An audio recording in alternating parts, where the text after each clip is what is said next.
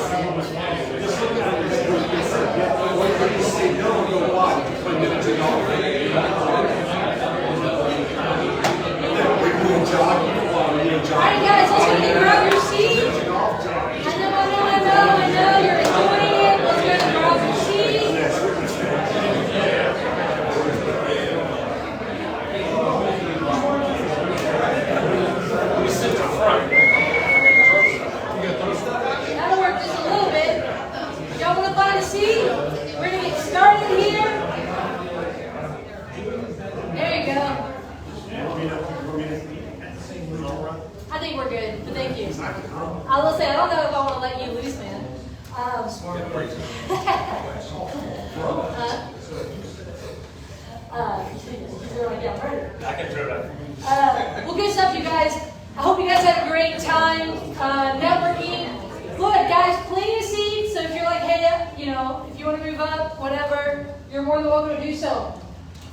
So I'm looking forward to doing this tonight. We're going to do a little bit more interview style. So what we're going to do is we're going to go through. I have a handful of questions for him, and then at the end we're going to go for some Q&A. Okay?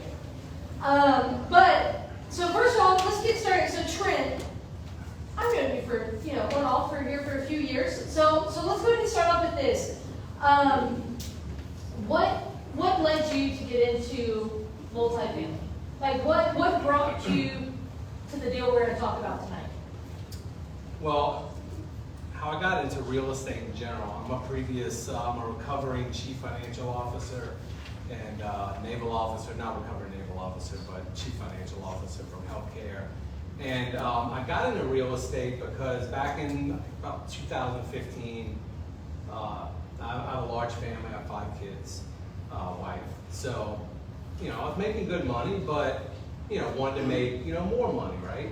So I got into actually, wasn't enough money, per se to, with a big family, right? So got into flipping houses, and then the tax bill came on flipping houses. It's good money, but the tax man comes too. So that's how I kind of got into wanting to do multifamily for the tax benefits and to be able to build some legacy wealth. And so started. So you were flipping? So you guys started off flipping, and you still have a full-time job right now? I do. Okay. 40 hours a week, 40 hours full-time job. Right. Okay. So let's start with that premise. 5 kids, family man, right? You threw the wife in there. You heard that too. 5 kids and wife, right? Wife and 5 kids. Yeah. So full-time job. Right. So you then to go ahead and add to that, you started doing flipping houses. Did you do some new construction? I did some new builds, all in the city, all in New Orleans. Okay. Flips and new builds. Okay. So you started doing that, but obviously, both of those are going to hit you with. You're going to get minimum. Like I always plan for 30% of that. Whatever you make is going to go to Uncle Sam. Right. There's just not. I mean, that's a salary. That's what you're working for with that. So that wasn't enough. Why not just a single family home rental? Why multifamily? What drew you to that? Just the sheer. I have one real property in Lakeview, and although it's fairly easy, the demographic that I'm renting to, to students, it's fairly easy. I'm still managing it. And so I was like, how can I get to a point to where I don't have to get the calls for the toilets, or the electricity or the AC going out. And so that's why I wanted to go into larger multifamily. Okay. So that's awesome. How did you get introduced to multifamily? Was it like, what was the beginning process? Was it, podcasts, books, seminars? What did that look for? Because at this point, you're solely residential. Right. So this was going to be your first step into commercial. How did you start to understand where to begin? Online. I went online, and then I started going to conferences and masterminds and meeting other people that were doing bigger deals. So you specifically started learning from the multifamily space. Right. Yeah. And I think that's also really important too, because there's a lot on the residential side, but at the same time, there's a lot on the very specific side for multifamily. So walk us through, so we're gonna, ultimately tonight we're gonna break down this deal that you just did. So walk us through what you did to find this deal. What were those beginning steps? Like, okay, so you're at conferences, you're learning, you're listening to podcasts, you're talking with other people who have bought. Real quick, let's get a look here. Who here in the room, has anyone ever bought large multifamily or large commercial? There's a few people. So I own some mobile home parks, but they're not the same as large multifamily, right? But so raise your hand, just a few. Okay, so there's been a few, okay? I know, Stephen, you guys had the 50, y'all bought the 50 plus unit. So there's a few people, right? But a lot of people you guys are wanting to know, you guys are good with me diving into the details of what he did, right? Yes. Okay. Yes. So you're learning from these podcasts, you're learning from these seminars, other people who are doing it. What were your critical first steps, to find the deal that you ultimately bought? Well, first, before that, I had to learn how to underwrite the deals myself.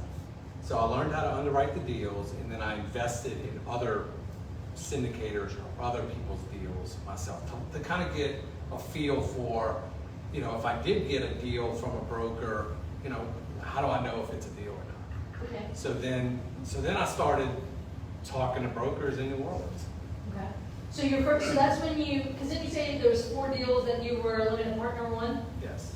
Explain really quick what that limited partner, what does it mean to be a limited partner? What does it mean to be a general partner? Right. So a syndication is basically a marriage between people that don't have money that want to do all the work, and people that have money but don't want to do any of the work. So it's kind of a marriage between those two. So the general partnership does all the work. They find the deal, underwrite the deal, make sure it gets to closing, they operate the deal, they renovate the deal, and then sell the deal. And then the limited partners are basically putting in money to get a return. But they get all the benefits of owning, like you own like a regular rental property. You get all the depreciation and all the tax benefits and the cash flow, and proceeds from refinances and sales. Okay. So you chose to be a limited partner on a handful of deals. Were those deals in Louisiana? Were those deals with people you had met at these seminars? The first one was with a guy named Joe Fairless. I don't know if you ever heard of him. Yeah, you guys are. He's a big syndicator. So I went to the Best Ever Conference he has in Denver. I went to his very first one, I think it was in 2017 or 18. And I invested in one of his deals in Dallas. Okay. And it was a large apartment complex. Large, it was 286 units. Okay. Okay.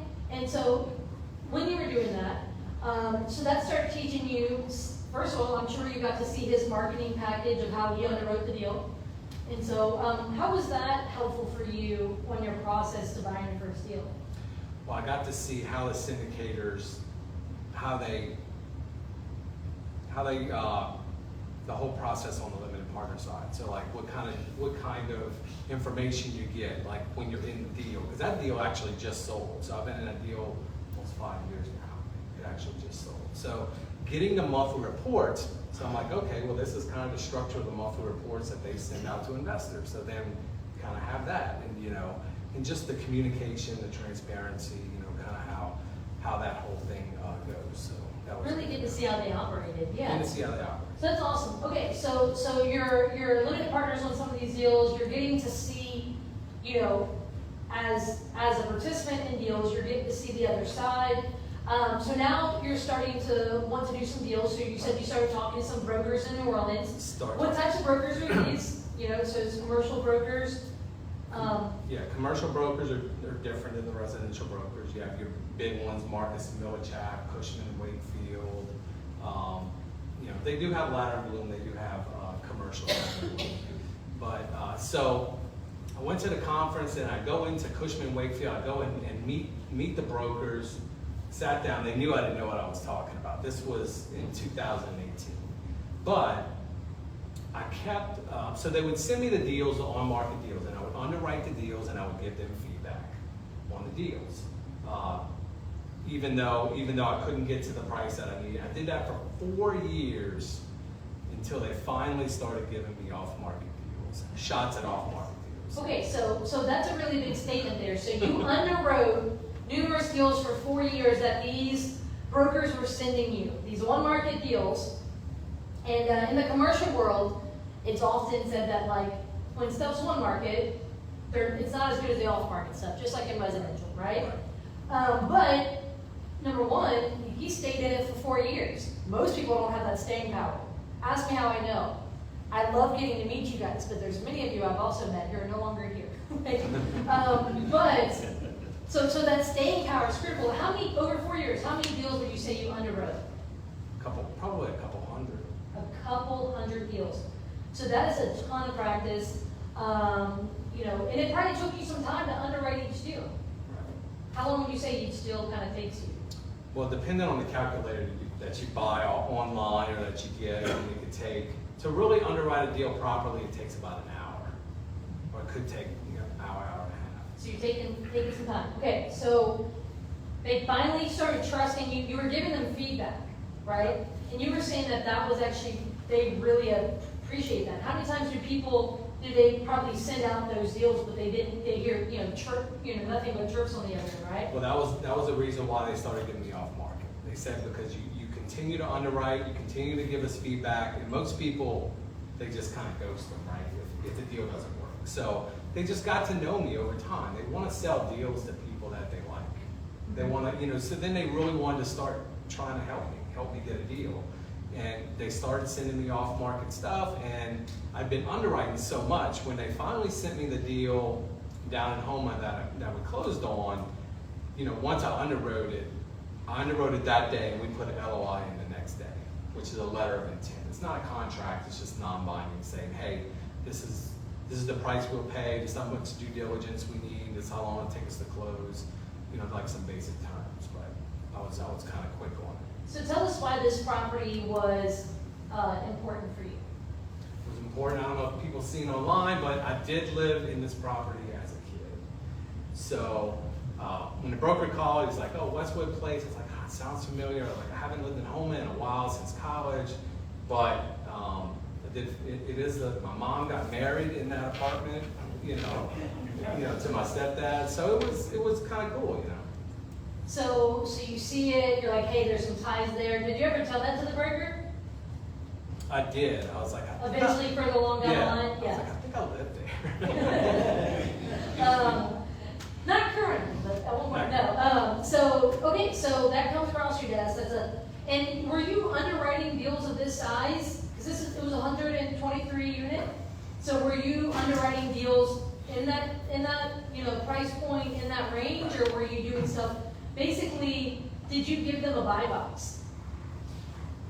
My buy box, over the years of underwriting, I found that I needed about 80 units to have on-site property management and on-site maintenance around in the South. That was kind of my buy box. So I wanted 80 units or above, and anywhere from 5 to 15. And the amount of money was based on the sponsor that I had, which was the guys that I partnered with, you know, how much they could sign on the loan. Okay, so these are helpful. So ultimately, we talked about the source of the deal, how they came from these brokers who you built a long-standing relationship with. You showed them that you're not, you know, fleeting, you know, the here today, gone tomorrow. So you're underwriting it. What made this a deal for you? Like, so first of all, when they sent you this off-market deal, what type of information did they send you to start looking at? And let's speak as if some people aren't as familiar with commercial. So what did you start underwriting with? So they send a T12, which is basically a profit and loss, which is, all the revenue for the year, separated by month, and then all the expenses, the taxes, the insurance, all the, everything else that goes into a big apartment, cutting the grass, how much the utilities are, the water and everything, and the rents. So, and the rent roll. So the rent roll is all 123 units. It'll say, unit 1 bedroom, 1 bath, this is how many square feet, this is the person that lives in it, this is when the lease starts, this is when the lease ends. So, exactly, how much rent each unit is, because on the brochure it could say a 1 bedroom is $500, but they're probably renting 5 of them for $450. So, you got to kind of know exactly. So you got to know exactly what you're making when you buy it to know if you can cover debt service when you buy it. Because what you're looking at is what's the vision? Like, where can I bring this apartment complex? How much can I drive the value of this apartment complex? But that's all great for the future, but in the beginning, you got to make sure you can make debt service. So you got to know what it's making now. So was this a rented complex? Like how much of it was occupied? How much of it was vacant? There was roughly? 123 units, 48 units were down hard. I mean, down hard meaning we can't rent. Gutted, or so bad that they needed to be gutted? So the person that owned it before, he just kind of he was an older man, he kind of just let it go. So when people would move out, if they needed a lot of work to that unit, he just wouldn't have them rent that unit out. Okay. So first of all, that's always a really great story because it tells you how, why it was a deal, right? That problem source. So this is what's called a value add, right?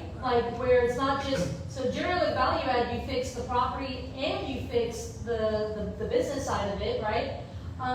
Were you looking for something that was, specifically value add on the renovation side? Right, yes, so the model is, it's just like single family here, the BRRRR model. The model that we do on the multifamily side is the BRRRR model. So we're making sure that we can drive the value to whenever we refinance, the investors can get all of their money back, and then some usually. So some of the indicators for it being a deal, so they had all those down units, okay? So you have a potential to turn those around, renovate those, turn those around, get those rented. Were there any other factors that, were making it a deal? Yeah, the manager, she had been there for a long time, I think for 30 years. So she was kind of choking the property also. She was so selective on the people that she would allow in there. She had units that she could rent that weren't rented because she was kind of choking the property. She was, and then her and the maintenance, they were all living for free in there, in units.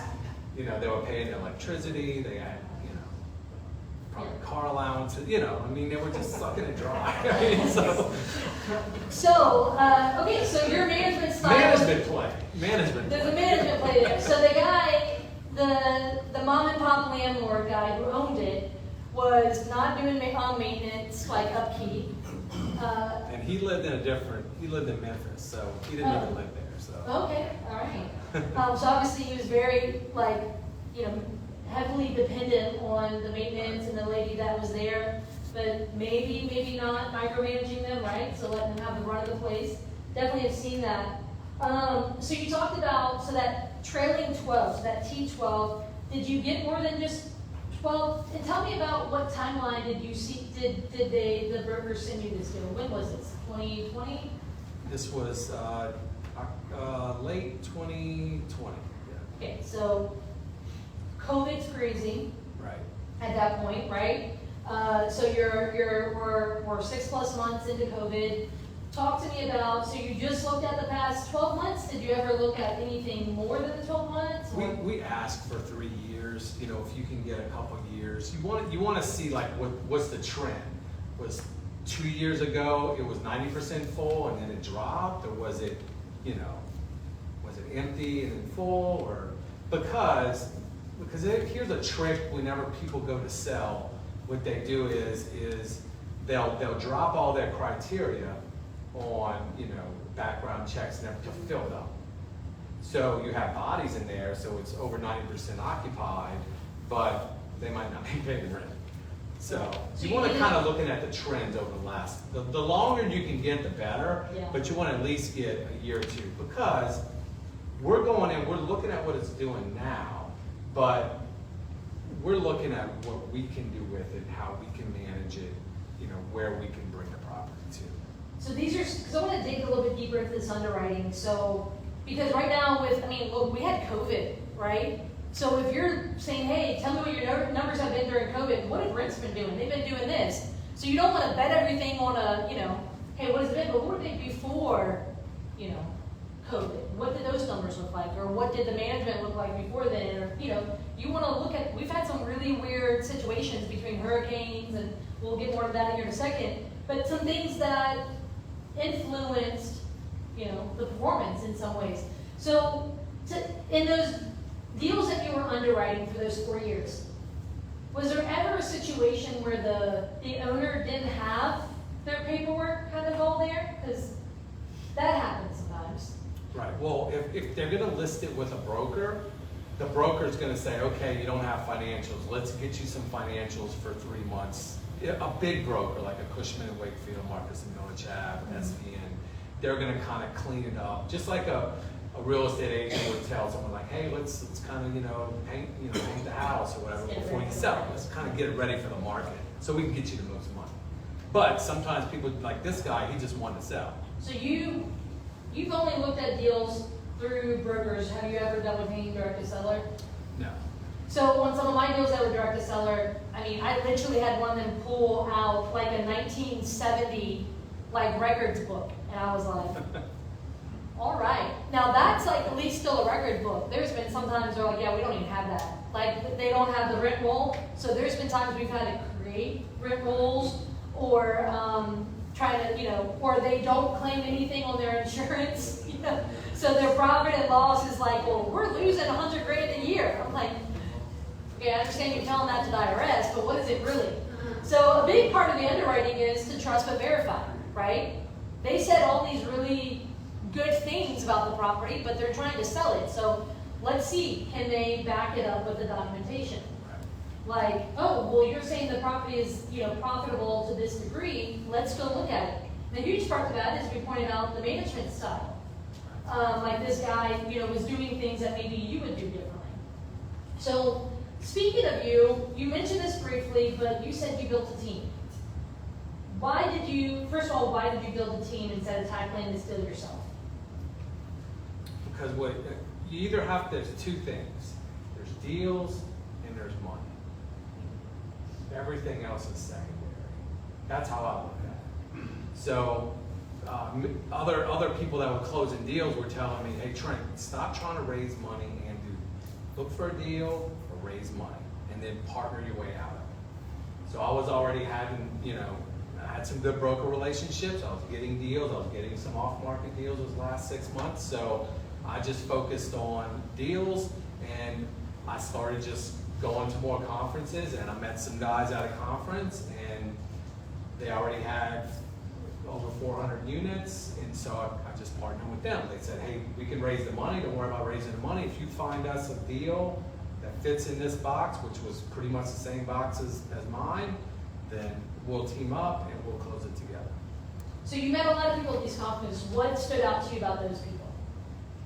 Why them? Because there's tons of people who, you could partner with. Right. What was special about them? What made you decide to go with them? Just had a good rapport with them, met them, and then doing things like this, after the conference, you're going out, you're having some drinks, you're getting to know people, because you want to work with people that you like. Like, I'm partners with these guys probably for 10, 15 years that we're going to be partners on this deal. So you got to pick right. Yeah, you got to pick right. You talk somewhat about their experience, kind of where they're from. Guy Javier, he was in the military, I was in the military. We had, kind of a common thing there, and so. Was there anything that you did to further vet them, other than getting to know them? Obviously, you had met them at these, but like, is there anything that you did to kind of further vet them? Yeah, so he already had units, so I just called other people that were partnered with him. How is he to work with, and you know. So there are other people who teamed up with him on deals. Right. Hey, what's it like to be partnered with this guy? You know, are you looking for a divorce attorney, or is it going Right. yeah, that type of thing. Hey, the good, bad, and the ugly. Right. So I think that's really important, because in residential, it's very easy to be an island. Right. You know, did you ever partner in residential, or did you do all those deals on your own? No, I partnered with a contractor. Okay. Okay, so that kind of makes Right. sense.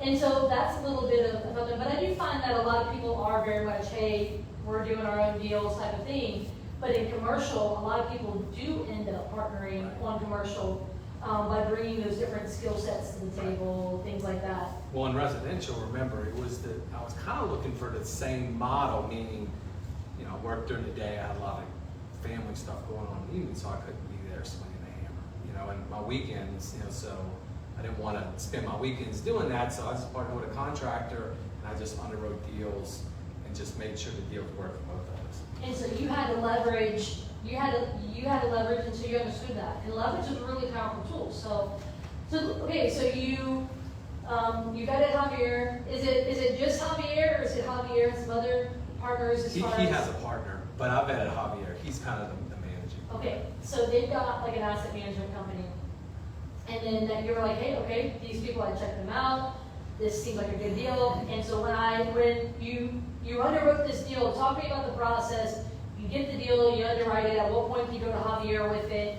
And what did that deal look like as far as you start progressing it towards the next steps? Right. So immediately, I knew it was a deal, so you know, I kind of texted him like, hey, I got a deal. He has a guy that underwrites, so I sent it to his acquisitions guy.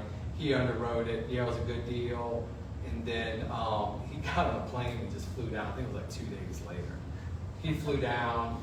We got to the property because we had it on the LOI, but that's not under contract, so they could still go with someone else. So your first step is you underwrite it, and then you sent in an LOI? I sent an LOI because even though I vetted Javier, I wanted to control the deal. So this is really I mean, think about it. So, because they all like, we'll put the LOI in. I'm like, oh, yeah, I trust you and everything, but let me control the deal. Okay. So you put in an LOI. Were they asking for any sort of proof of funds or any type of thing like that from you? No, the broker. They understand that your model was syndicated. And the other thing with the brokers, just be transparent. He's been knowing me for 4 years. He knew I didn't have the money. He knew I was going to partner with people. And so the broker trusted me that, hey, you know, can these guys close? I was like, hey, you know, they have 400 units already, you know, and so, yeah, trust me. Okay, good stuff. So you send an LOI. The seller, through the broker, accepts The LOI. the LOI. And at this point, is this a, talk about for the people who understand when something's on the market, is this like a dual agency situation? Or is there different people who are within the brokerage? Someone's representing the seller, someone's representing you. What does that look like in commercial? Oh, we're representing ourselves pretty much. Okay. I mean, the broker's on the seller side. Now, we could have had a broker, but we didn't. We didn't have one. And so I think that's something important for people to understand if you're thinking residential and then you're trying to look into the commercial world. Okay, so at this point you have the LOI accepted. And then how long did you, basically what were the terms of the deal for the LOI? Do you remember that part? Like it was, purchase price was $4 million. I think 30 days due diligence, 30 days close, so 60 days. You want to try to get as long a due diligence as possible because you want to make sure you get your financing. You want to make sure you get the insurance quote, so you know all of that in your due diligence period in case you got to pull the plug. Okay, so real quick, how long due diligence? 30 days. 30 days, and then after due diligence ends, then you have 30 days to close. Okay. I mean, so you go to Javier. Javier within 2 days flies down, which is important, right? He gets down there, and then what were some of the things that when y'all walked the property did y'all go look for, and what did the process, what did that process start looking for so that you guys started working towards, eventually doing due diligence? Yeah, getting it under contract so you can do that due diligence. I mean, we're just coming down, we're looking at the basic, condition of the outside of the property, so we're kind of like doing numbers in our head there. We're looking at the interior of the units, how big the interior of the units are. Does it look like, they're all townhomes, so you're looking, have there been leaks in the ceilings from the bathrooms upstairs? Because that's a little bit more if you're like changing out valves and different things. And, if you got plumbing problems, it's from the 70s. So we're looking at size of the property, we're looking at, I knew the neighborhood, I was from there, but he was kind of looking at the neighborhood. We drove other comps that day, so we went in and we secret shopped. He asked me, like, what's the comps? And so I knew the other apartments that were the same vintage. We went in there, how much is rent? How much, kind of seeing how much from the other places, and then looking at the condition of those properties, which I knew that of the vintage, that property is the best property in Houma. When you said vintage, what do you mean by that? Like built in the style. 70s. Yeah, so the style of property. Things were built in the 70s, nothing else was built until the 2000s. So until things were built in the 2000s, it was the best apartment complex. So I knew it had good bones. So you're comparing it to the other older ones, correct.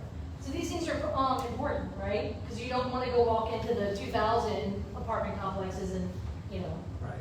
comparing apples to oranges. All right, so at that point, you guys negotiate further and get under contract, or just go and decide, okay, yep, let's stick with our LOI and go under contract? Stuck with the LOI, got under contract. Okay. Did you have to put any earnest money down? Not me. Not me, but your partner. Deal or money? Did the deal or money? Did your partner have to put down earnest money? I don't even think he did. Okay. I think he got it from an investor. Okay, how much was earnest money? $100,000. $100,000 earnest money. Okay. And sometimes sellers want a lot more money down as earnest, so they know you're serious. Because if you're like, hey, I'm gonna put $5,000 down, well, on a $4 million property, they're gonna want money. So for the wholesalers who do $10 earnest money, some of you guys probably are like, I need to go to the bathroom real quick, right? But it's a different, here's the thing, is understanding you're dealing with a different level of seller. I mean, there's still going to be, obviously we talked about the problems, things like that, but they're going to see, are you serious? Do you have money? Yeah. Commercial is a little bit less emotion. Yeah. It's a little bit more business. Even if it's mom and pop, it's not their home that they raise their kids in or anything like that. It's the numbers. I want this much money, and then I want surety of close. Can you close? Because they wanted to sell it off market because they didn't want a lot of tours. They didn't want the management, to start quitting on them. So they wanted one group to come in there and surety of close. Okay. So at this point, you're under contract. Your partner brings in another partner with the money. People are using other people's money, furnished money. All this stuff is happening. What does due diligence look like for you guys at this point? Because, you've got 30 days to figure out, are you guys pulling the trigger on this? So what's going on during due diligence? So we hired a property management company that also has a construction arm that does value add renovations. They flew down. They're out of Oklahoma. They came down, I think that next week. We walked every unit. So we walked every unit. 123. Okay. Condition of every unit. Like, some didn't have hot water heaters, some did. So we're like, okay, well, if this one had, this could be a little bit less. Every unit. What was the condition of every unit? I think what's really important there is some people will not walk every unit because maybe they're just, hey, you know what, we've seen enough. They're all looking about, no. You've got, and that is going to separate the good managers from the bad managers when it comes to doing this, right? So you guys are looking through, so you have the construction side. What about on the business side? What was the due diligence on what you were underwriting as far as the numbers and all that? Well, I did all the financial analysis. I was That's your in the background, so it's just like buying a business. So I took all the financials and I tracked it back to the bank. If the accounting system says you pay $6,000, it better be coming out 6,000 out of the bank. So So you're saying that you got like their bank records? yes. So you ask, okay, so at So this there's point, there's a long list that we give them that says we have to receive all of these documents before the clock starts ticking on due diligence, almost 30 days. that right there is a really big key. Before. Because if you don't do that, if you don't get everything, and then all of a sudden, you're almost at the end of due diligence, and you find out there's an accounts payable out there for 200 grand that they never paid. You know?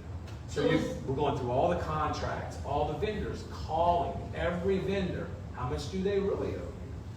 No, that is what they owe us. Or no, they owe us more. You know, finding that out. Because if anything, when you're in due diligence, that's the time when you can get out. You know, so That 100,000 is refundable at that point. at that point, but after due diligence, it goes hard, what we call hard. So Non-refundable. non-refundable, which means if you walk away after that, you know, 100,000 is gone. So you have this entire spreadsheet that came from your partner saying like this checklist of, hey, we need all these things. One of them is the bank account records. So you can say, hey, you told Uncle Sam all these things, we want to track it. So you did that part. At that point, you talked about like insurance, getting insurance bids. Insurance, rent roll analysis. So I mean, they send a rent roll and they're like, Sally Sue lives in 3A. We're knocking on the door because nobody might live in 3A. You know, so you do a whole rent roll analysis on what are people renting it for. That's how I found out everybody was living for free. I'm like, okay. The maintenance person. So and so's living here. It's like your rent should be this much, but it's less. And why is it less in the bank? Well, you know. Were you doing estoppels at this point or no? What? An estoppel? So the estoppel form is basically whatever the tenant's saying they're willing to sign off on? It's okay. No. Sometimes people do that form, they do the estoppel form, where they're saying, hey, you said X, you know, and the tenant signs off on it and the seller signs off on it, I think. But it's okay, not everyone does that. Yeah. During due diligence, was there anything else that was important for you to mention that you guys were looking through? Because this is a very critical time. This is when you decide whether this is a deal or not. This is where, you know, because at this point, are y'all raising money at all at this point? No, not yet. This is literally 4 or 5 days later. Like we came down, we got under contract the next week. Property management company flew down. I took off of work and I was down there with them and we're going through. So we're saying, hey, I'm sorry, I have something really important to do. Right? Well, no, because this deal is critical at this point. Those due diligence days are critical. Anything else? So how much did you guys spend in doing due diligence? That management company didn't, I mean, they flew down there. That's not cheap. They'll charge you, that company was like $9,000, but it's so worth it. But the $9,000 we didn't have to pay if we went with them as property management. So they do have due diligence companies that'll come out and do a whole due diligence for you and just give you a report. They do have those companies. But the last thing, the other thing important is the 70s build, so we had to scope all the sewer lines, make sure what. And in Greater New Orleans region. Right. So that's one thing that I think a lot of people have to wrap their head around is because in residential you spend $500, Right. you know, and if you walk away from that, $500 doesn't hurt. But last year I walked away from about $10,000 in due diligence cost with just one property I was looking at buying, and I'm like, you know, that starts to add up if you don't pull the trigger, right? Or if you're wanting to do more of these deals, what does that look like, right? Okay, anything else important about due diligence that you want to talk about? At this point, where y'all start to do anything, because at this point, when it starts saying, hey, this deal's checking out, like, all right, like, we like this. Was there anything that you, did you and Javier, did y'all start preparing at this point for syndication, or did you guys, like, you know, as far as the legal process for doing the syndication, when did y'all start that? After we went and, you know, did our initial analysis, and the lawyers are working on the syndication side. So we have some lawyers out of Ohio, you know. You recall what those cost? Like, is those attorneys? It's like 10 grand. It'll be like 10 grand to do 8 8 to 15, but it was 10 for us. That's what lawyers are usually around to structure a syndication. So they're starting a special purpose, just an LLC, because the LLC is what buys the actual apartments. They're setting up an operating agreement, private placement memorandum, subscription agreement, which is just some other documents that the limited partners sign. And then, kind of what's our agreement as a general partnership? What percentage does the limited partners own? Which percentage do I own? That kind of stuff. We structure all that, and lawyers handle all that. So again, here's some more. So that's going on during due diligence. That's all signed in parallel. Yeah, because that's taking some time too.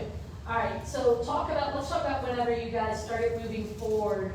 At this point, when did you start raising money and going through that process? Were you still in due diligence? Were you after due diligence? No, it was due diligence. It was a couple weeks later, and like, okay, well, we're gonna raise money, and I was like, I want to try and raise money, and they're like, well, it's like, okay, you don't have to, you can, and I sent out to like 5 or 6 people, and got one lucky winner, somebody in here, invested with me and trusted me, which He's vocal about it.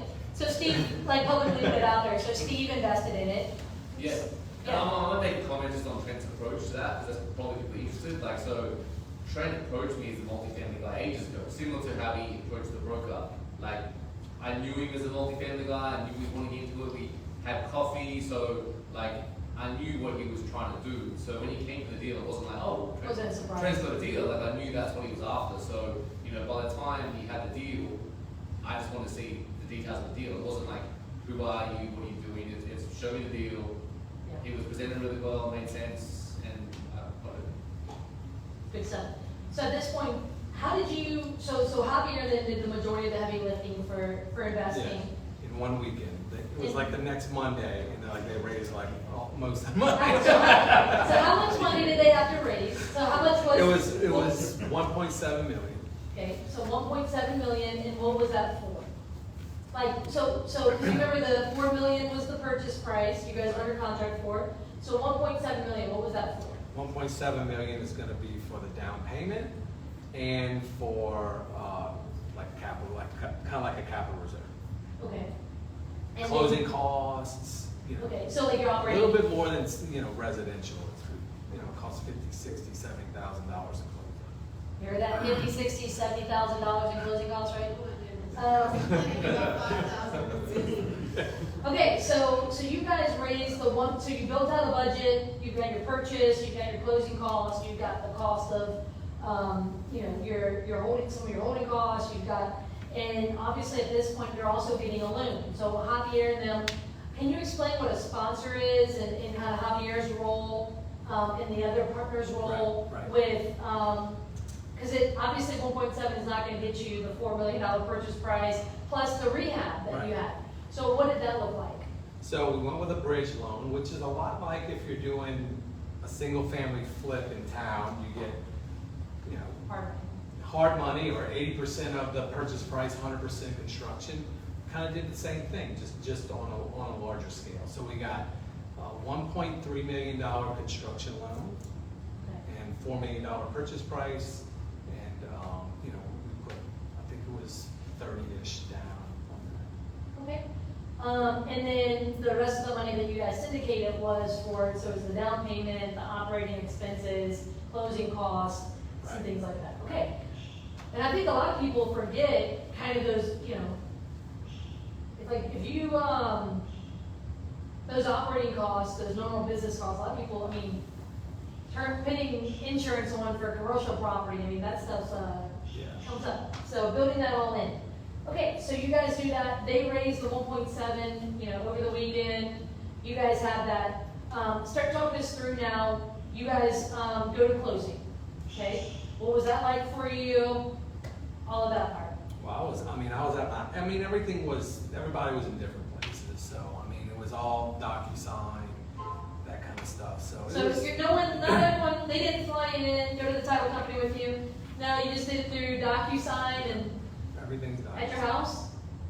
You just sit at your house like I just bought 123 units? Okay. Oh, Well, you know, it was kind of surreal, you know, to be Sure. honest. It was kind of like it wasn't happening. It didn't feel, because It you're didn't used feel to, like it. you're used to residential going to the title company. Right. Okay. All right, so you close on it. Talk to me about the thrill of management and the joys of management. So, day one, you now are the proud co-owner of 123 units in Homa. Talk to me about y'all's plan as a team and what that looked like. Right, so property management, we close, and then the next morning, they kind of come in and get the keys from the current management and everything, and then they just leave. So the And then, current you know- management, so did they know that once you guys were set to close, did the current management get like basically a Well, she was gonna, termination date or? well, we interviewed the maintenance, the maintenance guy stayed on, there was two maintenance, one maintenance guy left, one stayed on, but we knew the manager was gonna retire, but if she did retire, we were gonna have to let her go. Remember, she was kind of choking the property, so she wouldn't have taken direction well, we don't Okay. think. So you went and interviewed, so you interviewed her, you interviewed them, you made your plan. What was your plan at that point? So did you guys send a letter to the tenants, something that they had to do? Like, what did those process look like on the property management side? And then let's talk about the project management side. Right, so the property management company hired a property manager, a local girl, before we even took over the property. So that morning, they went in, they put everything in their new system, notified all the tenants by letter that, as new owners. And then on the project management side, there was a project manager there, and then they kind of go back through the units and the plan of, here's 48 units, they're gonna do 10 a month for us. Nope. But they said they're gonna do 10 a month for We're us. talking original, so let's talk original plan and then let's talk about Right. reality. So original plan was of the 48 that needed work, Right. 10 a month. They were gonna do 10 a month for us, correct? Okay, 10 is aggressive, right? Imagine doing, that is some work. And this was an out-of-state company or a local, you said the out-of-state company hired a local company. Out-of-state company hired a local property manager Okay, and a local guy to do the project management. okay. And then they have their own crews, that's doing value add in different states, and then they bring those crews to the property. Okay, so the plan was to do those renovations.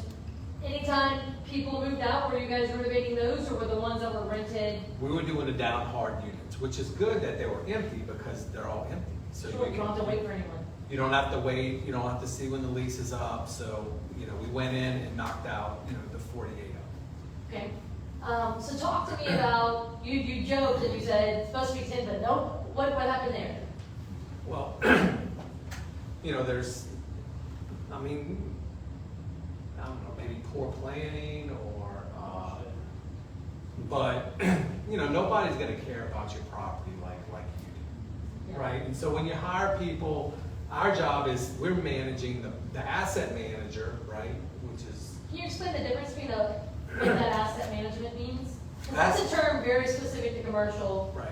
Asset management is you're managing the asset. So you're the CEO of the company, but you have a chief operating officer, that's kind of running the day-to-day. So asset manager is managing the property management company. The property manager works for the property management company. Although on our payroll, when we pay her, that's, she works for that company. So we're managing that company. That company is meeting with us once a week and, giving us reports on collections. So this is not mailbox money. You guys have a very critical role in this project as well. It depends on how strong the property management company is. And this property management company need a little bit more Oversight. oversight.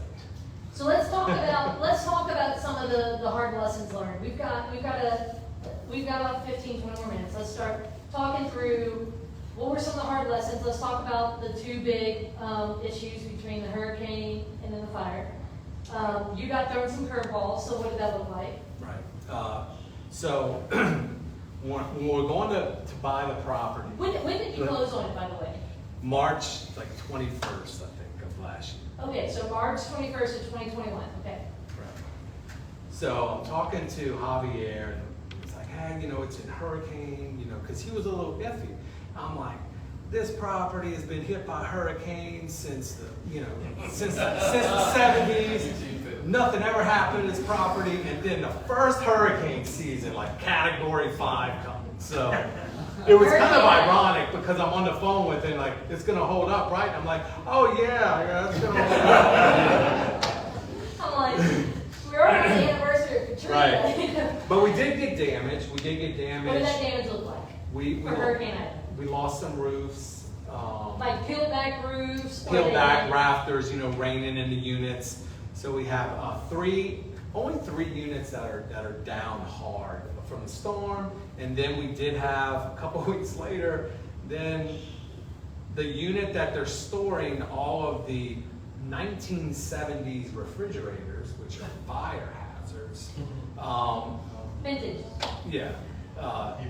That set on fire, and then okay, so hold on. Unit caught on fire. So was one of these plugged in or something like that? Like, how did that fire happen? I don't know. Is the arson No, I'm just saying all of the refrigerators were in there. You know, so it was kind of like a storage, like a unit they were using for storage. So it was a down unit that you were just utilizing it. Right. So we lost all of those refrigerators because some were pretty good. And then the two units next to it, we lost from smoke damage. So we have 3 units down from fire, 3 units down from the storm. We lost roofs. So those weren't planned into your project management plan. No. But so now you're in an insurance. Did you finish an insurance claim? Are y'all still in an insurance claim? Probably 2 insurance claims because you had one that's hurricane. Yeah, we have 2 separate insurance claims. We're still working with the insurance company to get properly compensated to fix. All right. So whenever it's in force, so you're getting a full-on experience here, but that does not happen. What is Javier's response to those 2? I mean, it is what it is. It is what it is. Yeah. Okay. What has been some of your biggest lessons learned? Talk about something that's been going right. Because I want to let you talked about the ugly, but what's something that's been going right? You have your rents gone up more than what y'all paid for? So, I mean, I'm saying all these horror stories, but this is going to happen with any business or any apartments that you buy. The thing that went right, or that is going right, is we're managing the property management company, even though they need a little bit more oversight. You know, we're still getting them to do what they need to do. You know, and we're still making the major decisions to make sure the ship is still going in the right direction. So that went right, and the basis that we bought it at was at such a good basis. You know, we had, you know, that's why you've got to buy right. You don't buy thin deals. The same thing on the single family side. You don't buy a deal that's too tight because that means you can make 0 errors. You know, and so when these issues came up. These issues came up, and you know, and we're still fine. And rents, our performance. So explain what pro forma is, because I was going to ask you, what were your rents on pro forma? So pro forma, like you do an average rent. So our average rent was $933 on pro forma, and like we're like over 1,000 now. So we're better than pro forma. The pro forma is, how far out did you do a pro forma for? So pro forma is future. It's future. So we bought it, but we're trying to get it to that within 36 months, because our bridge loan is 36 months. So we got to refi in 36 months. Of course, we're trying to do it quicker than that, but 36 months. Okay, so you have a bit of a timeline to finish the BRRRR process, right? Of renovating and all that. So how are things going today? Where are you guys at today in the deal? And what have been some of the biggest lessons you've learned on this deal? We've done the first 48 units. We had some money for exterior, but since the storm happened, we're going to do the exterior with insurance money. So we're renovating 29 more units to push the net operating income up as high as possible for refinance. And some of the biggest things that I've learned is no matter if you buy it right or everything is operations after you buy it. So if you don't operate it correctly or know what you're doing or make the right decisions. I mean, you're gonna make mistakes, but you know, How do you respond? how you respond to it, you can really mess the deal up. Anything you'll adjust for next time? Right now, hold on. At this point, are you planning for next time? Are you hoping? Of course. Okay, okay. Of course. Hey, look, some people are like, man, the hurricane, the fire, nope, I'm out. Okay, so you're planning for it next time. Anything that you'll adjust? I think with the project management side of the property management company, just being clearer on our expectations from the beginning. Because if you're going in there like, hey, you know, we're gonna renovate these units and this is what the colors are gonna be and everything, and then they go in, and then after you didn't give them, this is the quality that we want, and we're not gonna pay for anything less. We're too far down the road now because interest rates are going up. So we're now trying to refinance as quickly as possible, you know, before the interest rates get too high. So what's the long-term goal with this project? Is it to sell it? Or is it to refinance it, pay back? Like, talk about the strategy. The strategy is to refinance, give the investors all their principal back plus proceeds, and to just cash flow it 10, 15 years. So for those who don't know, do those limited partners stay in after you refinance, or are they done now that you paid them back? No, they stay in. We gave them upside. So they'll have all their money back, and then they'll still just get a check for 10 years. And then when we sell it, then they'll get a bigger check. Sure. So they're getting mailbox money. Steve's getting mailbox money. And they're paying in the meantime, so I get paid every month. So they're getting. So you've been getting paid the entire time. Yeah. So you'll get a handful of checks. You'll get paid monthly. You'll get paid at the refinance, Right. and then you'll get paid at the so continued monthly, and then at the end. Sale. Okay. And then one last question for you, and then I'm going to open it up for you guys. For the limited, you talked about being a limited partner on some deals. Is there any tips and tricks that you have for vetting, like whose deal, whose deal do you go in as someone? Because maybe because there might be two different types of people in this room. Well, there might be three. Someone who's like, this isn't for me. Okay, so we'll just address that person. Some of you guys feel like, I really like this. There's some of you. Then other people like, hey, I don't want to do the work, but I have money that I want to put to work. And you're wanting more mailbox money, not having to deal with the phone call about the fire or the hurricane, right? So, for the people who are considering, funding someone's deal, how do they vet that general partner, the person? Because if it's all dependent on the operator, Right. what are the ways that you vet one? Well, you can ask them like, what's their experience. If they don't have any experience, like I didn't on the multifamily side. I mean, who are you partnering with? Like who's on your team? You're leveraging someone else's credibility. Leveraging somebody else's credibility. How many units do they have? How many exit? Like have they closed? Have they bought and sold any properties all the way through? Have they been through any downturns yet? But the most important thing is first, you're vetting the team, yes, but you got to learn how to basic underwrite. So you can see if they're buying a deal that's too thin, that they're being too overzealous on the revenue side. In business, nobody gets overzealous on the expenses. The expenses are going to be the expenses.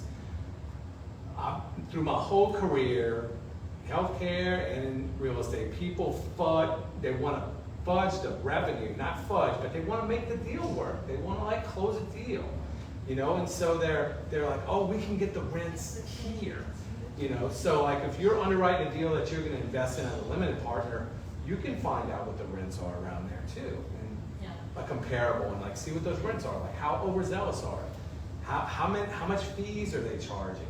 That kind of thing. Okay. All right. I did my job asking questions. Your turn. Okay. All right.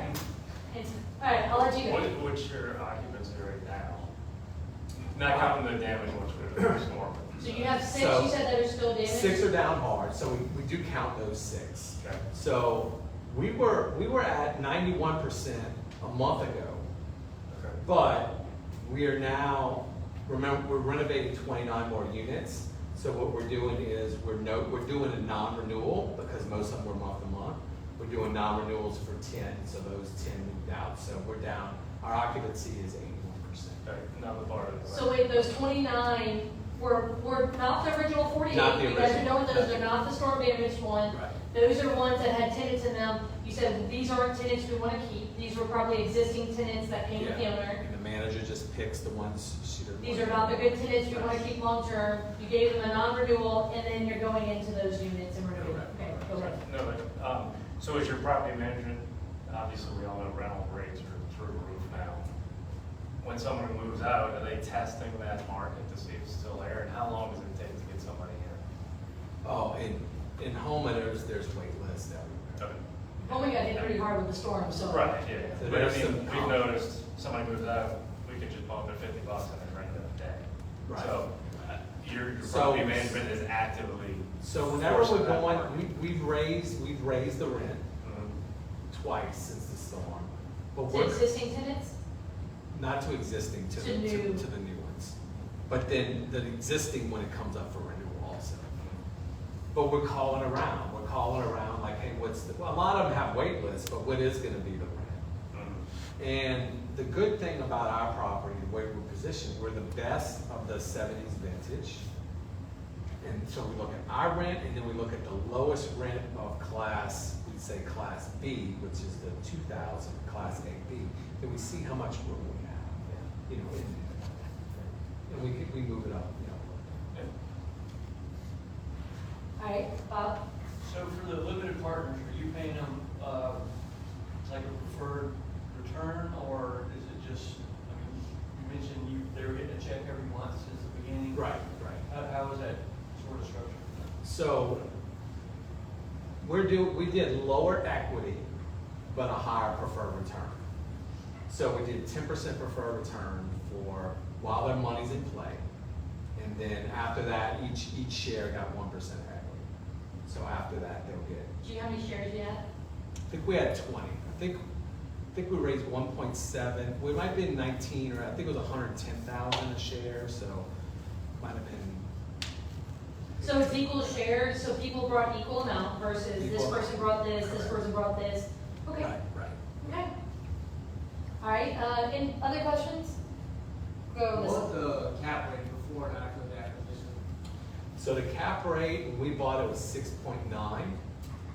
And then our cap rate at refi, we don't know what it's gonna be because cap rates compress, but then cap rates are gonna have to kind of push back up because of the cost of the capital is going back up. Right. So since the cost of, so the cap rate, you know, you take your profit and loss and the money left over is your NOI, and you divide that by the market cap rate to get what the value is. Like But what you can pay for. how much, Or yeah. what someone can pay for. Right. But as the cost of capital is up so much, like 2 points in the last 2 months, those deals to us, like when we're underwriting now and they want prices from 2 months ago, it doesn't work anymore. You know, so the cap rate, we don't know what the cap rate's gonna be. It'll be right around there, because as the property improve, the cap rate will go down when you improve the property. But then it's kind of going back up based on so it's gonna be probably right around the same. So for anyone who's new to commercial, the lower the cap rate, the higher the value of the property. The higher the cap rate, the more less valuable, it's more of a fixer-upper type situation. Right. To kind of give some ideas. For anyone who's like, And markets are different, you know. every market's gonna be different. So Dallas is really low because everybody's moving there. So if you place your money there, it's safer there because rents are going up and everybody's moving there. So you buy a 3 cap there. Some of my mobile home parks are 9, 12, and 15% cap rate, so it's like a way different. Right. But I'm buying to big fixer-uppers. Any other questions? Dan? I'm from Mississippi, Jackson, but do you guys only focus in Louisiana, or do you guys buy in like Mississippi too? No, I'm looking all over the South. How many units are you guys looking for? Like 20 and up, or 80 or above. 80 and above? But if it's, or a portfolio that can get me to 80,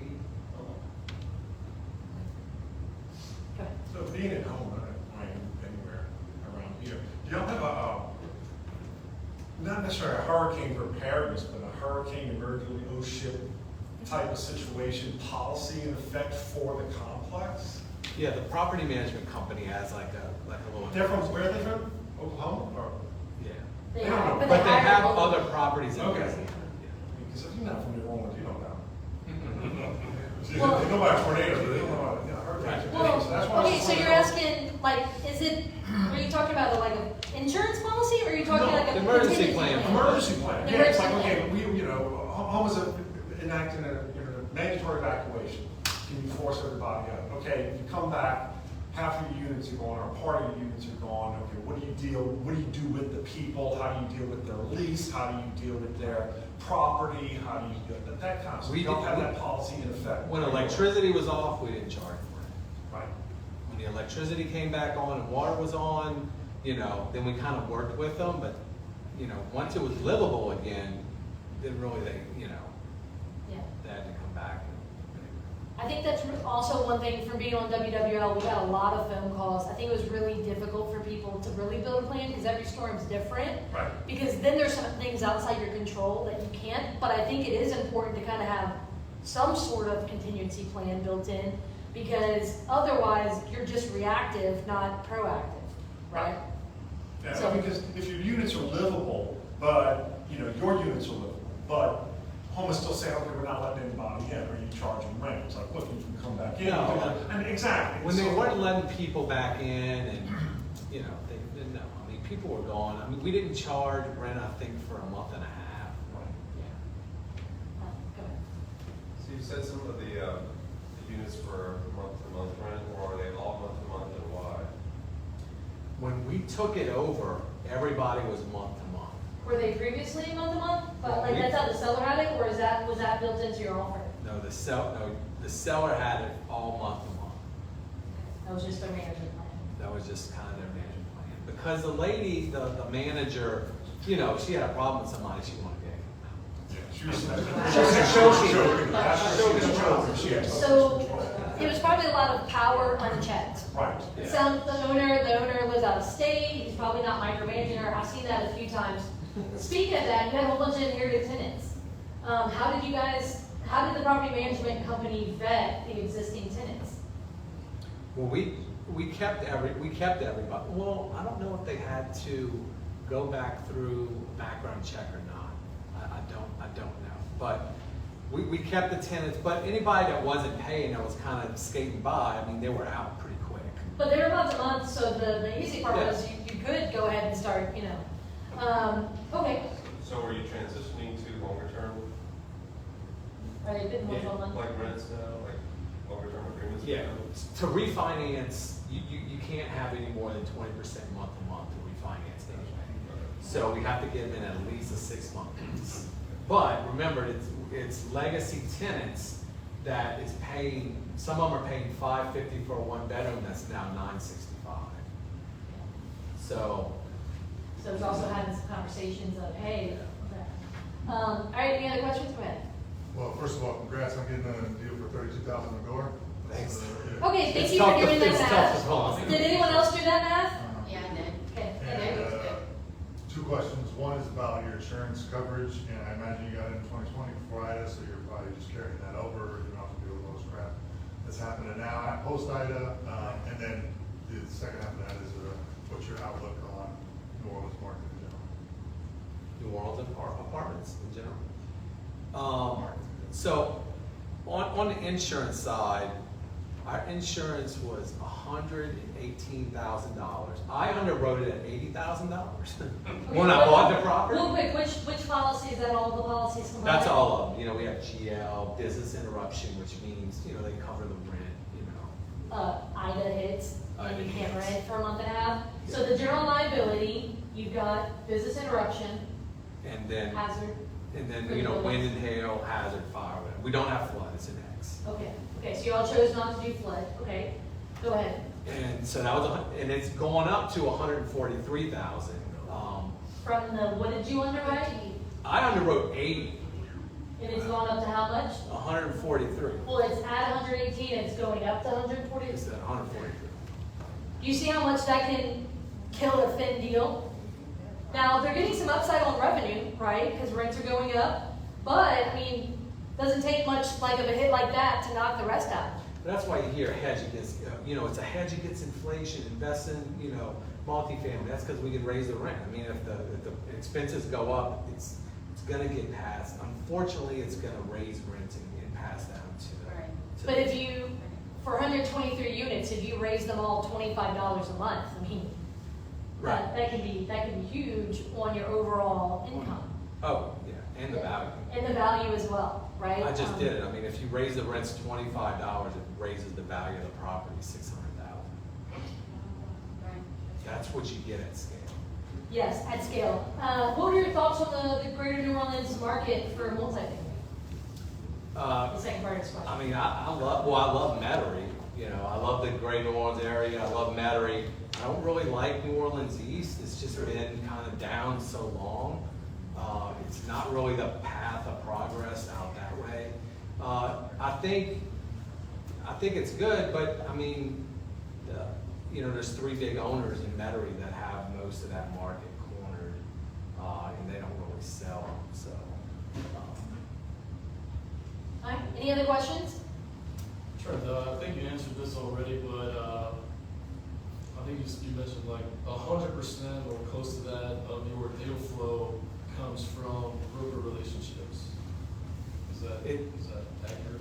It's accurate. I am trying to go to direct to seller also, through some email marketing. When I'm not an expert at it. I try to go direct to seller, so I don't have to compete, and so I can try because raising interest rates, so I can try to possibly get seller financing because that usually can make it work a little bit better, with the prices.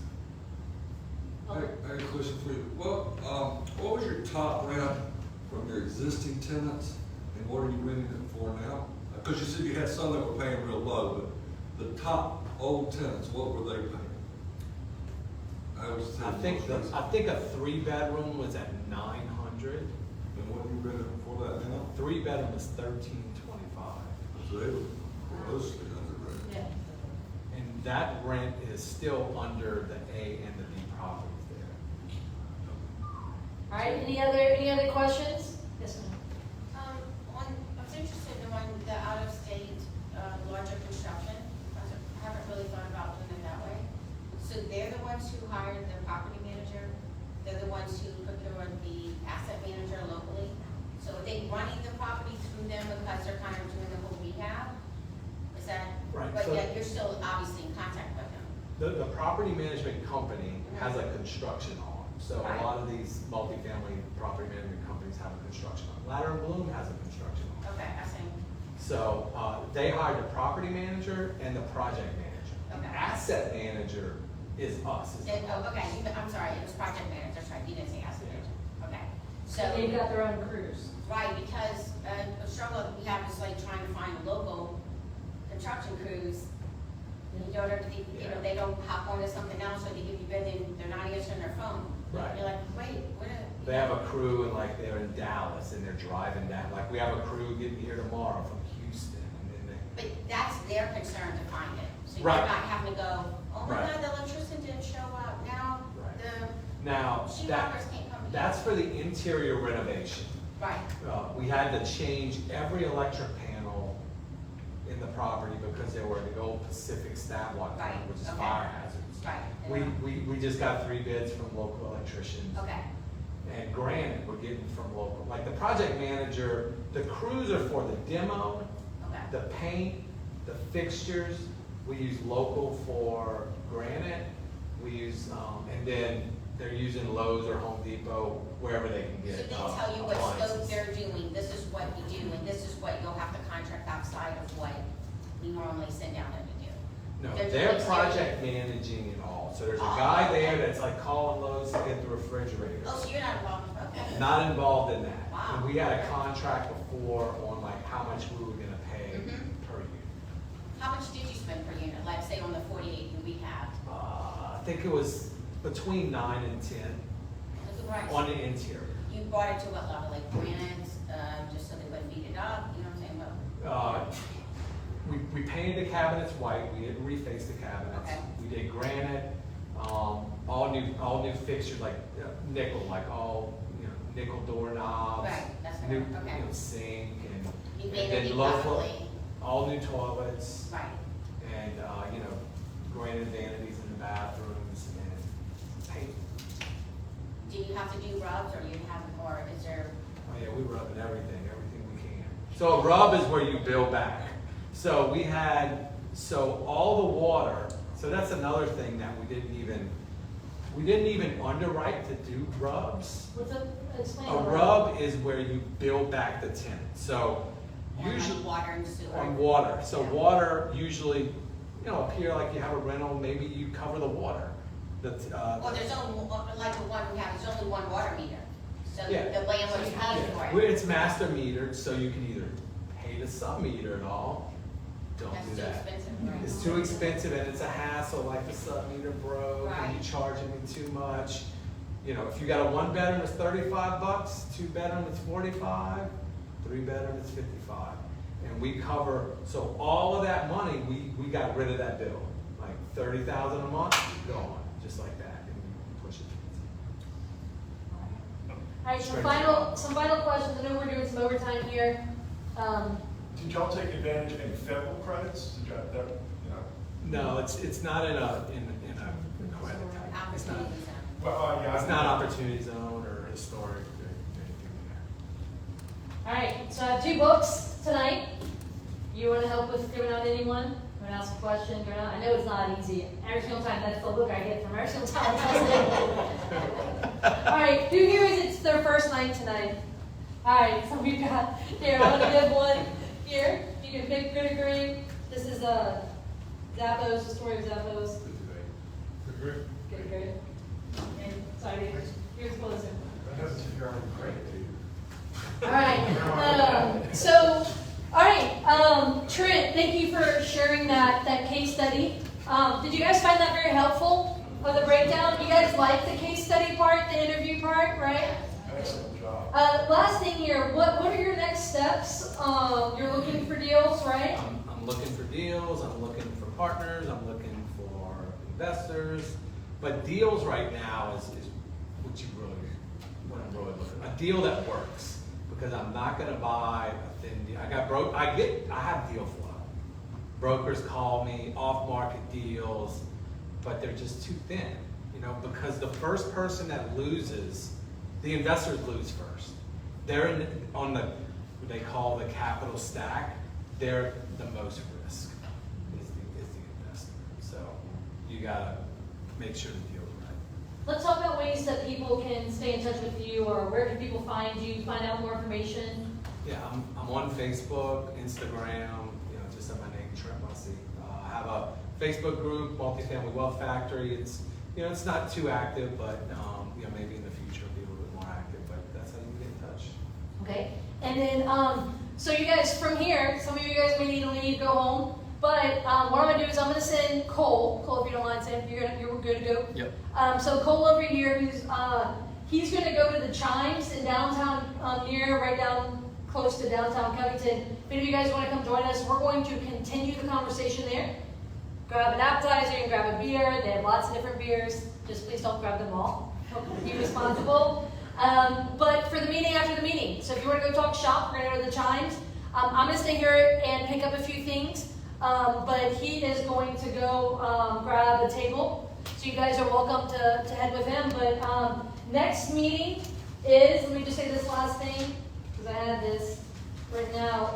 June 14th, we should be at the We Stay because they're fixing the leak.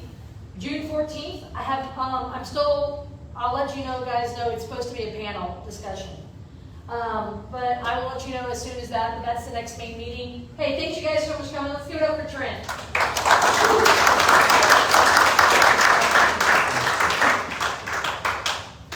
a good one, man. All right, you guys have a good one. And look, feel free to go ahead and grab. I'm going to be picking all these up if you guys want to do anything. Yeah.